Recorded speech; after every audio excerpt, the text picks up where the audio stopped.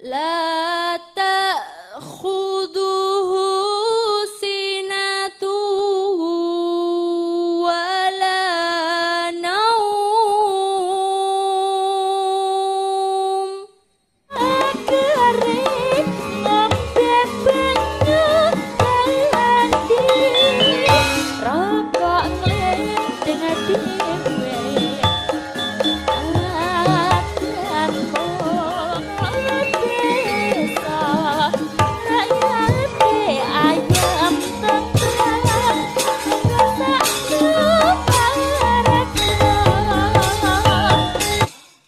Kejang, nak, ngono lho.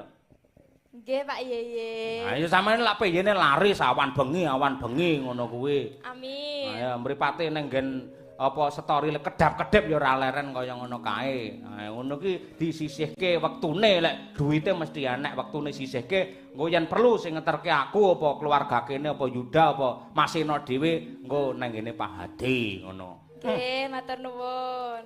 Hadi Sugita ora. Wis sedo ya kuwi dalang ngawut teh. Pak Hadi THT. Ngono ya nak.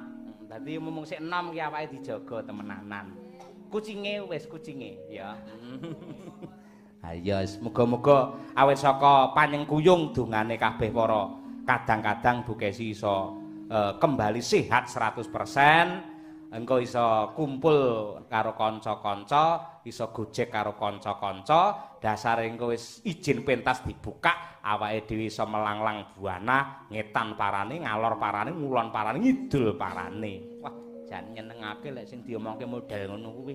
Ha iya. Sindan sing kepareng nyengkuyung ya akeh ya, Truk. Nggih.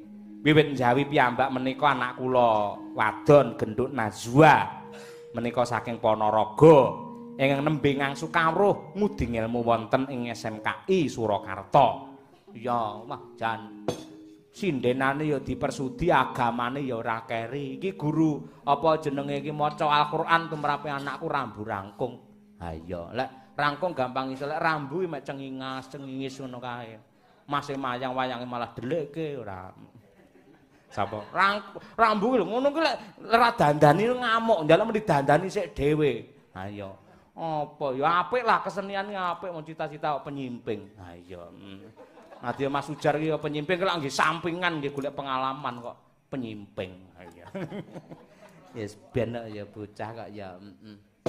Matur nuwun Mbak Najwa. Angka kalih menika Mbak Lia Sundari tebih saking Ngayogja kepareng rawuh jatosipun nggih namung dipun kabari kalian Bu Kesi sinten sing kersa ngestreni rawuh kok ya alhamdulillah. Menika meh kabeh waranggana Madangkara kepareng rawuh matur nuwun kula sak keluarga mboten saged nyaosi menapa-menapa para waranggana para pengrawit namung jurung donga mugi-mugi jenengan tansah barokah lan barokah ngoten mawon nggih ngono kuwi salajengipun lah kuwi mau bintang kita ya saka Ngawi luar biasa mangkat rene ya tanpa wigih ringa-ringa yen Mbak Tutik nyetir dhewe liwat jalan tol. Dasare anggere jarane lempeng ngono nyetir ngangge sikil kok. Ha iya. Ngono kuwi sirahe ning ngisor. Ha iya. Malah Banaspati ngono kuwi ora. Ngati-ati lho Tik ning jalan tol kuwi ngati-ati. Ya iya, mergo wis akeh. Mula sampean kudu yen ngantuk ndang minggir ning rest area. Ngono kuwi. Golek kopi apa piye ngono yen wis mripate padang jalan lagi. Ya. Nuwun. Genduk Winong ceria ya kepareng nyengkuyung. Iya sinden laris parantene malam minggu delalah kok ya leret. Terus bintang baru Madangkara. Mbak Okva Lica. Iki asline iki bae bocah Wuryantara ya aku wis dolan rono. Peh omah iki duwe sapa cedhak kali. Ha iya. Wah temenanan ing ngatasi wong desa isa-isa kok ya lair bocah sing kaya ngono ya, Tru. Ha iya, ya kuwi pancen keparengi Gusti sing nyipta jagat, pancen ngono kuwi. Iki anak wedok. Arep tak jodohke karo Yuda ketok ya emoh Yuda. Ha iya. Yuda kok nadose ora. Ha iya. Nggih. Diajeng Candra Mulya Tuban, salajengipun Mbak Umi Hafifah ya. Nembang. Nggih, coba. Mboten perlu angel-angel. Jineman ular kambang rumiyin Mbak Lia. Yo. Iki nggih apa ki jenenge makani rasa dhisik. Ya, ngono kuwi. Matur nuwun uga karo Ki Sarmadi Sabda Utama kepareng apa kuwi nglarapake adicara ki mau ya, Tru. Ha iya, pancen ya dulur. Ngono kuwi. Yo Mbak Lia nggih tombo kangen mumpung pethuk karo gamelan ijo. Ha iya. Pethuk karo kenong bliru. Ha iya. Jane wingi wis dianu di malam lho. Ayo akhire dadi siang neh. Ha iya. Menengo yen bliru ya bliru kok siang-siang apa. Nggih. Ya, Mbak. Jarwa muda mudane sang Prabu Kresna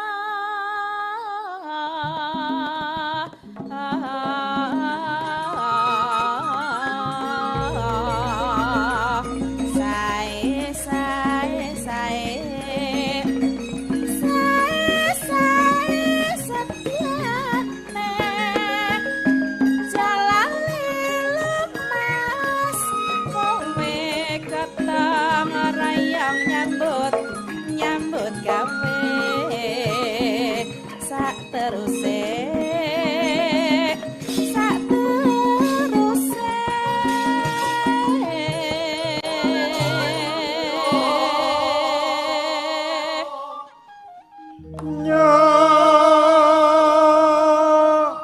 Matur nuwun Mas Kangko ya kepareng rawuh. Ah iya sembah nuwun ya gentenan wong mau bengi aku nang kono ya wis ngibing kok. Ha iya. Asem Pak Putut ya marah aku digelandang akhirnya wah konangan mahasiswa aku ndugal marane Tru. Ha iya. Ora ngono kuwi lak ya apa ki jenenge kuwi lak nyukuri merga game lain telah mendapatkan penghargaan dunia. Ha iya, mula ya akeh saiki dalang adol gamelan. Ora apa-apa kok yo kisah nggih. Nano napa pripun? Yo. Mumpung anom Salah ora di malam. ngeti saranane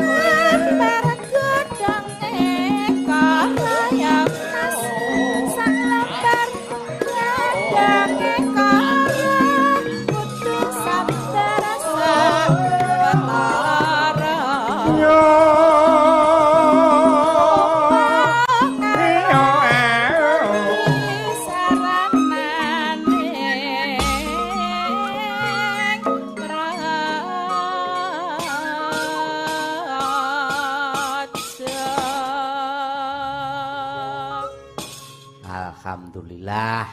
Kenang nggih tamba kangen ya Truk ngene iki. Nggih, ngaten Mas Gareng. Yo saiki gandeng warangganane iki akeh. Genduk Nazwa iki sing pancen arang-arang nderek pentas mergo ya men fokus wong lagi kelas 1 ya, Nduk. Wis mundak to? Oh, alah. Tak kira lek ndongkol. Ndongkol. Ha syukur wis kelas 2. Umi sakmono wis kelas 3 kuwi. Ha iya. Wah, kaya cepet men ya wektu. Ha iya to. Cah sik semono Umi kaya wah jan trengginas terampil pisan. Ha iya, pancen ya kudu cerdas kok bocah saiki. Nduk Nazwa, sampean berdiri nduk coba kaya apa? Duduk. Duduk. Ha.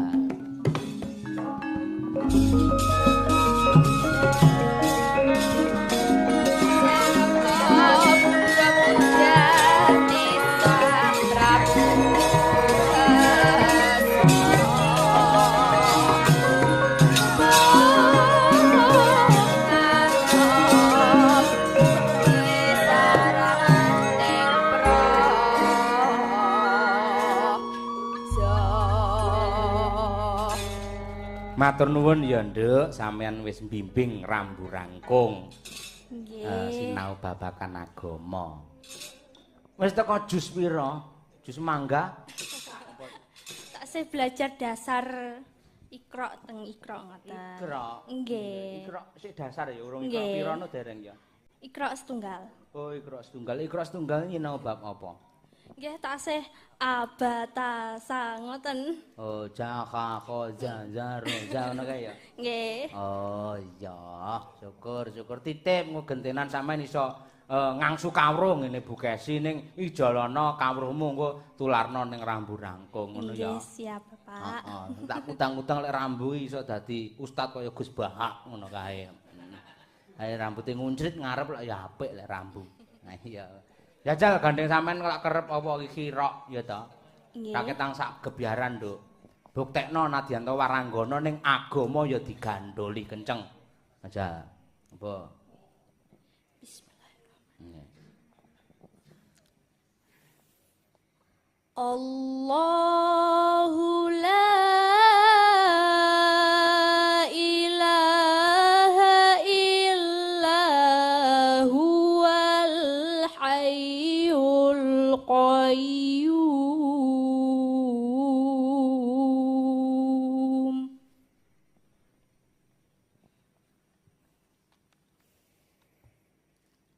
La ta'khuduhu sinatu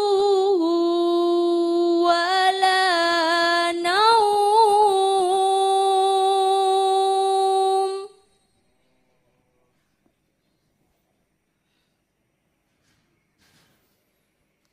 Lahu ma fis samawati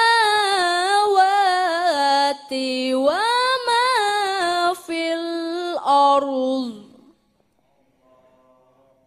Dipedhot ngriki mboten napa-napa nggih. Mboten napa-napa. Oh, mboten dosa ta? Mboten. Ah, nggih, mergo suasanane malah kaya wis moduh kita mahku ki malian iki. Aku kok wedi dhewe ora. Mboten niki kan kali ndongakne. Hawane kok malah mburi iki kok ketoke arep metu mburi iki ayo. Iki kan kali ndongakne Bu Kesi ingkang lagi ulang tahun ngoten lho. Iya, apik kuwi pancen apik. Ning mesakno Mbak Tutik nutupi talingan kan mau ngene iki. Mangke lek nganti kobar dadi awu lah ya. Nggih. Ning sing baku ngeten, nggih mboten kok nama niku ngetok sak nggon-nggon terus nyepeleke agama babar pisan mboten nggih. Nduk Naswa. Nggih. Ning iki sebagai pembuktian, muga-muga iso menjadi inspirasi untuk waranggana liya-liyane anggone tetep ya nyinau babakan budaya ning ya agama ya tetep ditindakake kanthi sak becik-becike ngono ya. Nggih. Nek anu apa jenenge ngono maca Al-Qur'an wis kerep juara sampean ya. Nggih. Nate juara setunggal nggih nate. Ngono. Juara tingkat kabupaten ngaten. Oh, Nggih. tau juara. Nggih. Nggih, entuk piala no malian. Pripun? Entuk piala. Piala. Nggih. Nggih, wis apik pokoke ditekuni kaya ngono kuwi becik, Nduk. Ibumu barang ya sing jenenge bibit bobot-bobot iki menentukan kok ya. Ibu iki piye jos kuwi. Ah iya, Nembang, Nduk, aja ngono sik ya engko dipasne timinge engko pas kene yasinan apa piye ngono ndak apa-apa. Aku wedi dhewe. Tahlilan apa ngono. Napa niki? Ngimpi ya? Ngimpi nggih. Ayo, kaya apa? Mesakne Bang Sukri. Ayo.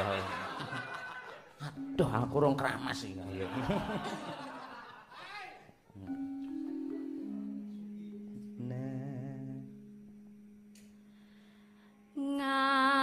Ngampara ing ngawang-ngawang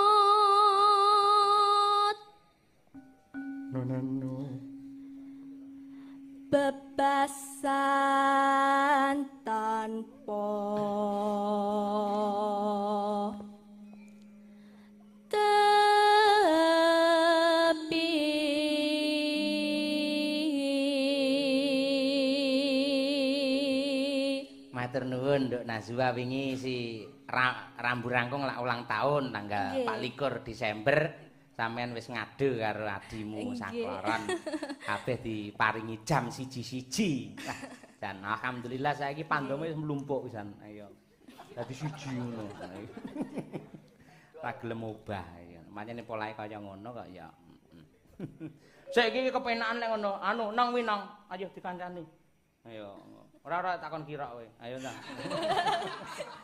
malah dadi lek dhek ora nong kancane nong nah iki ya nah iya calone iki ya wah dadi garwa dalang hebat iki ya lek dadi ini muga-muga dadi ora ngono ya nang iki kowe nang nara ayo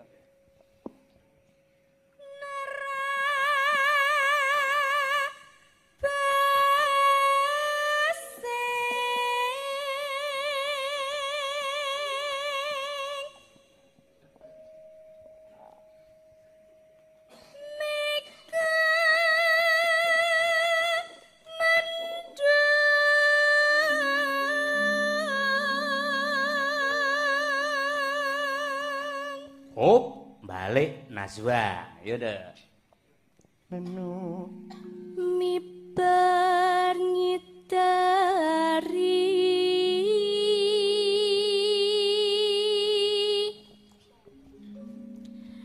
jagat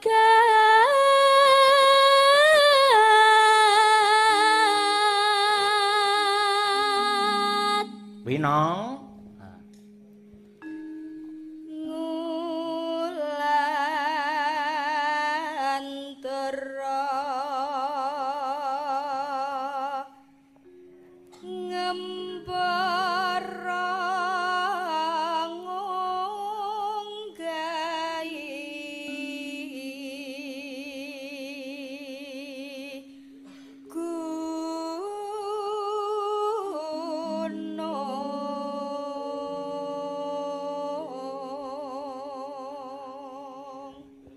Nazwa katungkul ngumbar gagasan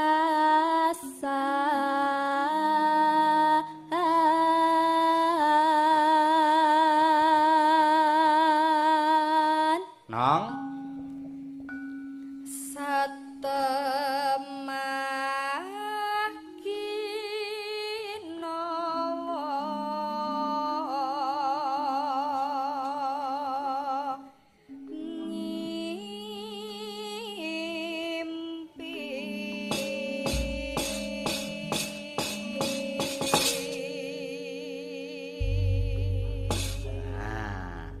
ya Nazwa dhisik ya Nduk langgame Sripat sripit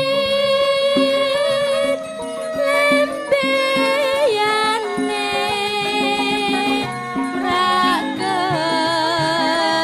simpit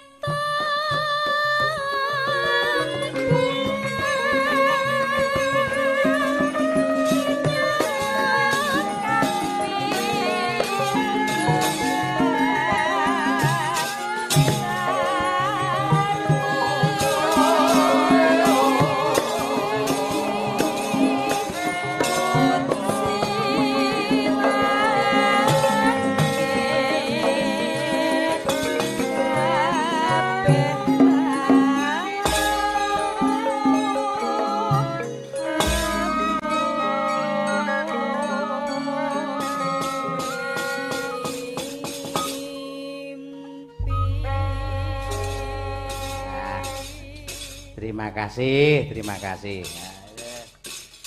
Genduk Okvalica, ya Nduk. Iya.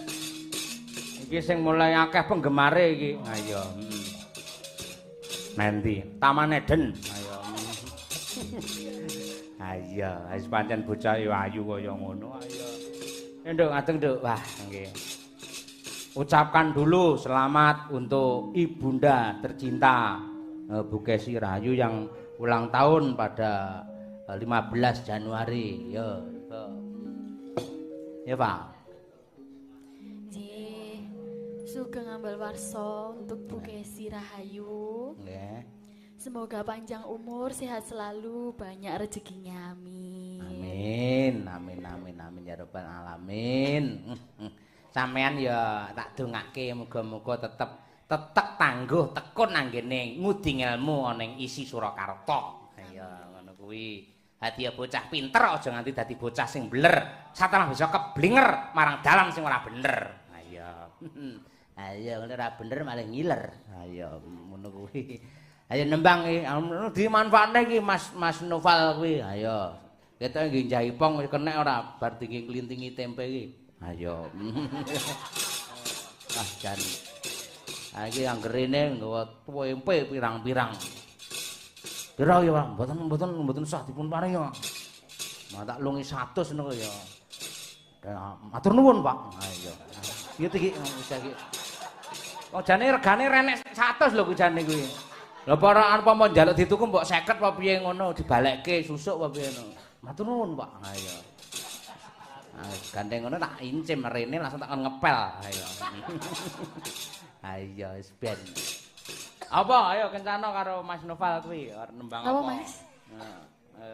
Sampean Sambel kemangi mawon. sambel oke lah ngono kuwi lho sing dienteni karo para netizen ya ngono kuwi. Dadi dikompleti ora mung apa sing ya diwiwiti saka jineman, langgam terus ndang diunggahke nang nggen model ngene iki. Ayo, sing sigrak ngono kuwi. Ya coba waya apa. Tak dentung. Ayo monggo diaturake. Tempene, Bang. Oke, yo.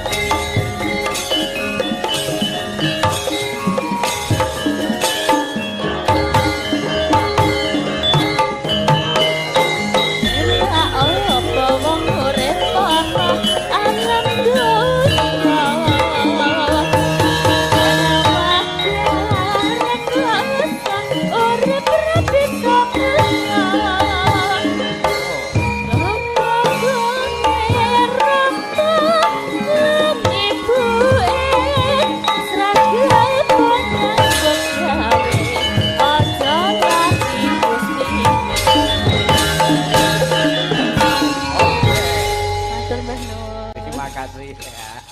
Elok temenanan wah jan. Ayo. Ngayune kaya ngono arep ngarah Yuda ayo. Wah. Elok matur nuwun, Pak.